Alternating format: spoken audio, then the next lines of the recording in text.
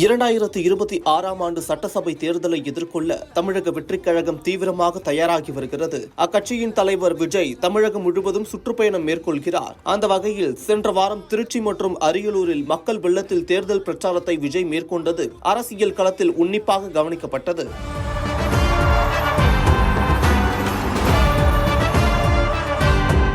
அதன் தொடர்ச்சியாக இன்று நாகை மற்றும் திருவாரூர் மாவட்டத்தில் பிரச்சாரம் மேற்கொள்ள இருக்க நிலையில் நாகை மாவட்டத்தில் உள்ள விஜய் வருகை தரும் பல்வேறு இடங்களில் வழிநெடுக தாவேகா கொடியும் பேனர்களும் வைக்கப்பட்டுள்ளது.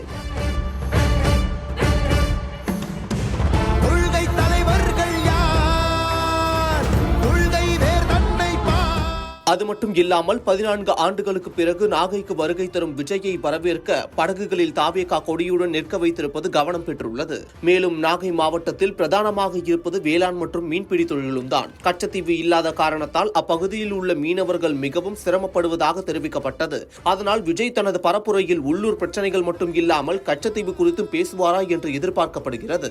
நாகப்பட்டினம் புத்தூர் ரவுண்டானா பகுதியில் உள்ள அண்ணா சிலை அருகே இன்று நண்பகல் 11:25 மணி முதல் 12 மணி வரை விஜய் உரையாற்ற உள்ளார். அரை மணி நேரம் மட்டுமே காவல்துறையினர் அனுமதி அளித்துள்ளனர். இதனைத் தொடர்ந்து திருவாரூர் செல்லும் விஜய் தெற்கு வீதியில் பிற்பகல் 1 மணி முதல் 2 மணி வரை பிரச்சாரம் செய்ய உள்ளார். இதற்காக சென்னையில் இருந்து இன்று காலை தனி விமானம் மூலம் திருச்சி விமான நிலையம் செல்லும் விஜய் அங்கிருந்து சாலை மார்க்கமாக நாகப்பட்டினம் செல்ல உள்ளார். திருச்சியில் பிரச்சாரத்தின் போது விமான நிலையத்தில் இருந்து மரக்கடை செல்லும் சாலை முழுவதும் தொண்டர்கள் குவிந்ததால் 15 நிமிடத்தில் செல்ல வேண்டிய பகுதிக்கு 4 மணி நேரத்திற்கும் மேலானது. தற்போது நாகையிலும் தொண்டர்கள் குவிந்து வருவதால் சாலை மார்க்கமாக செல்லும் விஜய் குறிப்பிட்ட நேரத்தில் பிரச்சாரத்தை மேற்கொள்வாரா என்ற கேள்வி எழுந்துள்ளது.